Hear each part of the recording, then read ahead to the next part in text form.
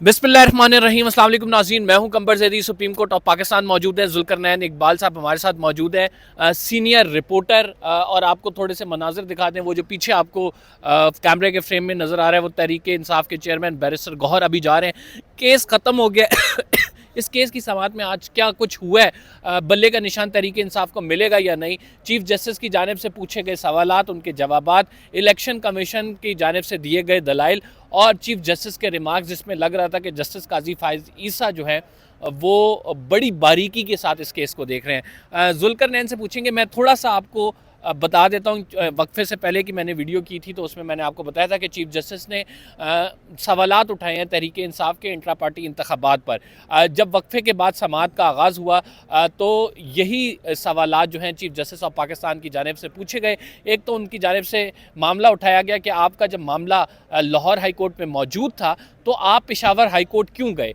आपका case pending था, क्या आप फोरम शॉपिंग कर रहे हैं। फोरम शॉपिंग का नाज़रीन मतलब ये होता है कि जिस कोर्ट से आपको रिलीफ मिले आप भाग के उस कोर्ट की तरफ चले जाएं।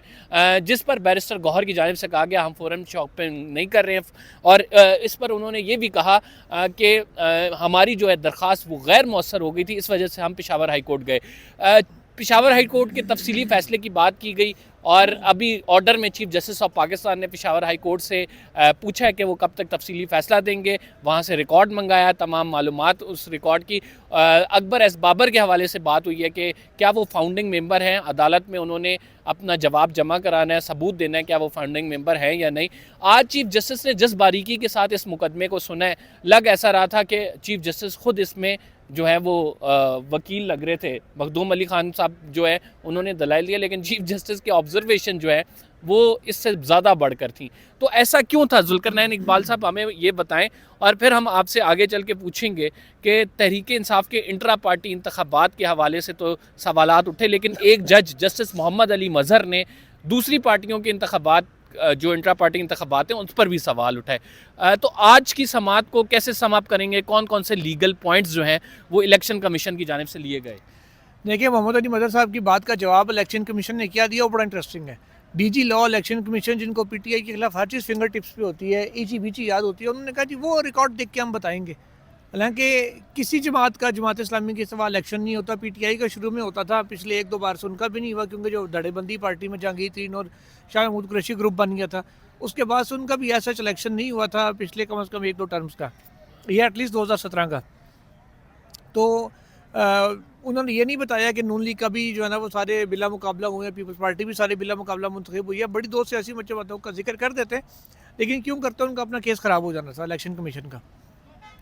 बहरहाल जो लीगल पॉइंट्स की आपने बात की है, तो मखदूम अली खान साहब का एक मौक़िफ़ ये था कि जो इंट्रा पार्टी इंतखाबात है वो पार्टी आइन के मुताबिक नहीं हुए, क्योंकि उमर अयूब जो सेक्रेटरी जनरल है इस वक्त पीटीआई के, उनका ये मौक़िफ़ था मखदूम अली खान का कि वो कैसे सेक्रेटरी जनरल बने, ये हमारे पास रिकॉर्ड में कोई नहीं है। हमारे रिकॉर्ड के मुताबिक अभी तक असद उमर ही पीटीआई के सेक्रेटरी जनरल है। और उन्होंने कहा कि अगर इस्तीफा हाँ, दे के बने तो इलेक्शन क्यों नहीं उसकी जगह हुए। उनका ये मौक़िफ़ था कि पीटीआई का अपना आइन कहता है कि सेक्रेटरी जनरल की तैनाती बजरिया इंतखाब होगी। तो उमर अयूब के इंतखाब के हवाले से हमें कोई तफसील नहीं दी गई कि कब हुआ, कैसे हुआ, इसलिए हमें ये नहीं पता। दूसरा, उन्होंने कहा कि जो चीफ इलेक्शन कमिश्नर होगा पीटीआई का, उसका भी पीटीआई का अपना आइन ये कहता है कि वो बजरिया इंतखाब उसका होगा कि वो सिर्फ सेक्रेटरी जनरल से नॉमिनेट करेगा, बाकी मेंबर इंडोर्स करेंगे तब वो बन सकेगा, अदरवाइज़ नहीं। उसके भी उन्होंने कहा कि इंडोर्समेंट का कोई रिकॉर्ड नहीं, सिर्फ एक नोटिफिकेशन आया उमर अयूब की जानिब से कि बैरिस्टर गौहर ने इस्तीफ़ा दे दिया है क्योंकि वो चेयरमैन के कैंडिडेट थे, तो इसलिए अब नियाज़ुल्लाह नियाज़ी हमारे नए चीफ इलेक्शन कमिश्नर होंगे। उसके बाद ये इलेक्शन करवा दिया गया। अदालत ने बार बार पूछा कि आपने कोई आगाही दी कि कब इलेक्शन हो रहा है, किस जगह पे हो रहा है, वोटर कहाँ पे आए और कोई नॉमिनेशन पेपर फाइल हुए, क्या हुआ। इस पर बताया गया कि व्हाट्सएप के ज़रिए आगाह किया गया था। अच्छा, यहाँ एक बात बड़ी काबिल ज़िक्र है कि पीटीआई को फॉर्मल नोटिस नहीं था, लेकिन वो हामिद खान साहब और पीटीआई के वकला मौजूद थे पहले से ही अदालत में, और उनको प्रोएक्टिव बड़ा रोल उन्होंने प्ले किया कि ऑलरेडी यहाँ मौजूद थे। लेकिन उन्होंने जब इस्तदा की हामिद खान साहब ने कि हमें इनकी पटिशन दें, इनकी कॉपी दें और तैयारी करने का वक्त दें, तो अदालत ने शुरू में ये कह के ये फैसला तो मुअत्तल कर दिया था, हाँ, कि अगर बात मंडे तक जाएगी तो फैसला मुअत्तल करना पड़ेगा। जिसके बाद पीटीआई के वकला ने आपस में मुशावरत की और तय ये पाया कि आज के आज ही दलाइल दिए जाएँ, मंडे तक मामले को ना लेके जाया जाए। अब क्योंकि मखदूम अली खान क्योंकि कल आखिरी दिन है। हाँ, दूसरा ये कि मखदूम अली खान वैसे कोर्ट आगे ले जा भी सकती है सिंबल्स के बाद में भी अच्छा, फैसला आ चीफ जाए, जस्टिस की हम ऑब्जर्वेशन पे बात करते हैं। चीफ जस्टिस जितना बारीकी के साथ केस देख रहे थे नाज़रीन, बार बार वो ये पूछ रहे थे कि इस पे साइन किसने किए, बार बार ये पूछ रहे थे इलेक्शन कमीशन कौन सा था, फिर चीफ जस्टिस ये पूछ रहे थे कि आपकी पार्टी का आइन क्या कहता है, यानी वो पार्टी के आइन तक में पेनिट्रेट कर रहे थे। तो इतनी टेक्निकलिटीज़ में जाना, देखिए कमर, बात यह है कि मामला ये था कि पार्टी आइन के मुताबिक इलेक्शन हुआ या नहीं, इसलिए पार्टी आइन तक तो जाना बिल्कुल ठीक था, वो तो चीफ जस्टिस का राइट था। और ये असूल भी यही था कि पार्टी आइन को देखे फिर बताए कि फैसला उसके मुताबिक इलेक्शन हुआ है कि नहीं। मामला यहाँ से आगे गड़बड़ होता है कि वो इसी केस के दौरान चले गए PTI की ममनुआ फंडिंग केस में। उन्होंने कहा जी 14 में ये केस दायर हुआ था, 9 साल से फैसला ही नहीं हो रहा इसको, ये क्या बात हुई? सुप्रीम कोर्ट ने 2018 में कहा था फैसला करें, आप क्यों नहीं इस फैसले पर अमल कर रहे? तो गोया उन्होंने इलेक्शन कमीशन को कहते हैं कि पंजाबी में कहते हैं कान करा देते हैं, या उनको इशारा दे दिया कि यार जी आके इस मामले को डिसाइड कर, तुम भले के पीछे पड़े हुए हो। यानी कि वो अगर डिसाइड हो जाता है तो PTI बतौर जमात वैसे ही नहीं रहती है, वो वैसे भी नहीं रह सकती, और उसके बड़े सीरियस कॉन्सिक्वेंसेज हैं। क्योंकि इलेक्शन कमीशन तो तुला हुआ है हर मामले पे PTI को पीछे धकेलने में। हाँ, तो इसलिए वो जो कहते थे ना, जैसे नवाज शरीफ के सपोर्टर्स 2016-17 में नारा लगाते थे कि मियाँ जी तुन के रखो, तो इलेक्शन कमीशन भी लगा हुआ है कि जी PTI ने तुन के रखो। तो इसलिए वो उनको एक मजीद कह लें कि आज एक मौका सुप्रीम कोर्ट ने दे दिया है, एक नई जो भूली हुई बात थी वो उनके कान में डाल दिया कि यार इस मामले को भी जाके देखें आप किधर बैठे हुए हैं। और वो जो है इस मैटर के दौरान, यानी जब बैड सैंपल की नाज़रीन समात हो रही है, जब बैड सैंपल के हवाले से बातें हो रही हैं और PTI के जो आइन के अंदर जाने की पेनिट्रेशन की, मैं इस वजह से बात कर रहा हूँ कि चीफ जस्टिस एक एक नुक्ते को बड़ी बारीकी से देख रहे थे। हालांकि ये केस था, चीफ जस्टिस को हमारा ख्याल था कि पूछेंगे कि यार तुम्हारा काम है इंतखाबात कराना, साफ़ और शफाफ इंतखाबात कराना, तुम किन कामों में पड़ गए हो, एक पार्टी के इलेक्शन सैंपल के पीछे यहाँ तक सुप्रीम कोर्ट तक आ गए हो, अभी तुम्हारी बड़ी जिम्मेदारी आगे है। लेकिन हम देख रहे हैं कि जिस तरह से पहले हुआ, ये पहले भी होता रहा है। पिटीशन अगर PTI लेके आती तो पहली बात ही चीफ साहब ने करनी से लगता है आप इलेक्शन नहीं चाहते। अब वो इलेक्शन कमीशन से ये नहीं पूछेंगे, उनसे बिल्कुल भी नहीं पूछेंगे। क्यों पूछेंगे यार? वो मखदूम अली खान साहब ज्यादा बोले हैं या चीफ जस्टिस ज्यादा बोले हैं? आप सिर्फ मुझे ये बता दें। रिमार्क्स में तो चीफ जस्टिस ज्यादा बोले हैं जी, मखदूम तो आप नाज़रीन, ये जो है चीफ जस्टिस ने इस केस की समाअत की। अब जो है कल पर मामला चला गया और कल सुबह 10 बजे तहरीक इंसाफ के वकला जो है अपने दलाइल देंगे। आज इन्होंने सोचा था कि दलाइल देंगे, चूँकि वक्त अदालत का ख़त्म हो गया था, इस वजह से अकबर एस बाबर का मामला। मैं भी थक गया हूँ, आप भी थक गए हामिद खान को। अच्छा, अकबर एस बाबर का शिकार हो गया। अच्छा, कुछ मज़े की बात भी इसमें बता देते हैं कि जस्टिस मुसर्रत हिलाली ने कहा, जब चीफ जस्टिस ने अटॉर्नी जनरल को कहा कि हम आपका वीकेंड ख़राब करेंगे, कल सुबह 10 बजे आपने आना है, तो मुसर्रत हिलाली साहिबा कहती हैं देखो उसका तो ख्याल है, हमारा नहीं है। तो और साथ ही उनके अकबर एस बाबर से के वकील से ये पूछा कि अकबर एस बाबर खुद खड़े हैं PTI के पीछे, इनको इतना तंग क्यों कर रहे हैं 2014 से, या इनके पीछे क्यों खड़ा हुआ है, जिस तरह उनके ऊपर एक ईजी लोड का इल्ज़ाम लगाया जाता था। तो ये बड़ा पर्टिनेंट क्वेश्चन था कि अकबर एस बाबर तो अपने तौर पे ही खड़े हैं, अकेले ही खड़े हुए हैं, PTI शायद उनको तंग कर रही है।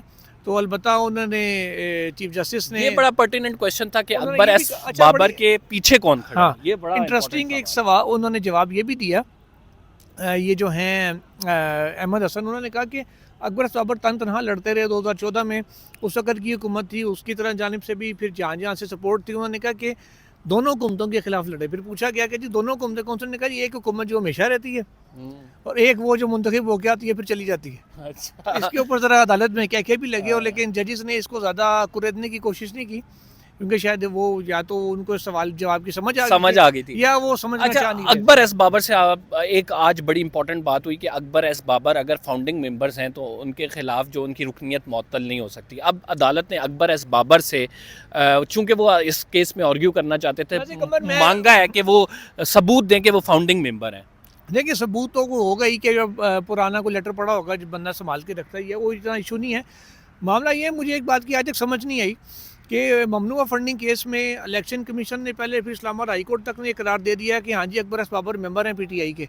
यार बात ये है कि क्या कोई सियासी जमात किसी को पार्टी से निकाल नहीं सकती? आपने कैसे किसी सियासी जमात को ये पाबंद कर दिया? वो कह रहे हैं कि फाउंडिंग मेंबर जो होता है वो उसकी रुकनीत मुअत्तल नहीं की जा सकती। ये कहाँ लिखा हुआ है?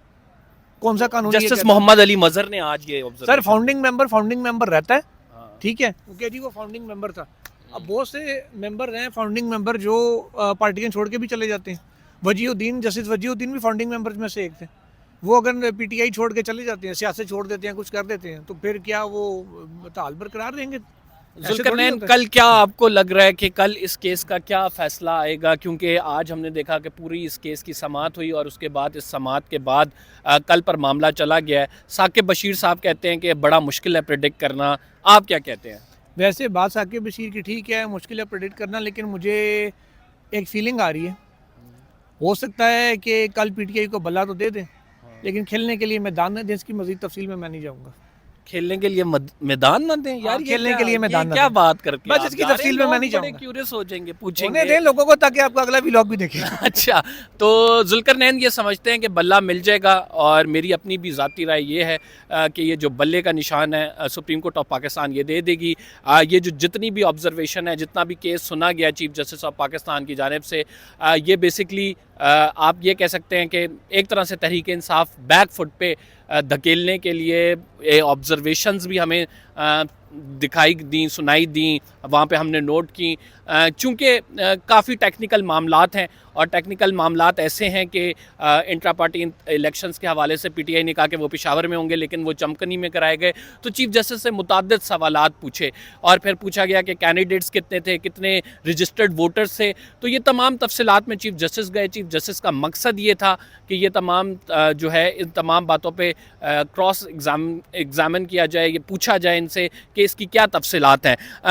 इसके बाद चीफ जस्टिस ऑफ पाकिस्तान ने अभी जब तहरीक इंसाफ के वकला को सुनना है, तो उन्होंने काफ़ी सवालात करने हैं जो इलेक्शन कमीशन ने नोट करवाए हैं। एक्सपेक्ट ये किया जा रहा है कि तहरीक इंसाफ को बल्ले का निशान सुप्रीम कोर्ट ऑफ पाकिस्तान से मिल जाएगा, क्योंकि ये एक आइनी इदारा है सुप्रीम कोर्ट ऑफ पाकिस्तान। अगर बल्ले का निशान छीन लिया जाता है, तो मैंने आपको पहले ही बताया कि बहुत सारे सुप्रीम कोर्ट के ऐसे फैसले मौजूद हैं जिसमें ये लिखा हुआ है कि पार्टी गैर फ़ाल हो जाती है, मखसूस नशस्तें नहीं ले सकती। और इसके साथ साथ ये भी होता है कि बल्ले का निशान अगर किसी सैम्बल अगर किसी जमात से ले लिया जाए, तो इस टाइम पे, जिस टाइम पे हम ये देख रहे हैं कि 9 मई के बाद से एक गैर मामूली सूरत हाल है, तो उसमें ये भी लगेगा कि ये प्री पोल रिगिंग है। सुप्रीम कोर्ट इस दाग को अपने सर नहीं लेगी, लिहाजा ये बल्ले का निशान मिल जाएगा। दो के आज चीफ जस्टिस ऑफ पाकिस्तान ने बड़ा कुरेदा है मामले को, और एक्स्ट्रा ऑर्डनरी हमें उनके रिमार्क्स भी नज़र आए हैं। ये अपडेट है सुप्रीम कोर्ट ऑफ पाकिस्तान से। कल सुबह 10 बजे इसकी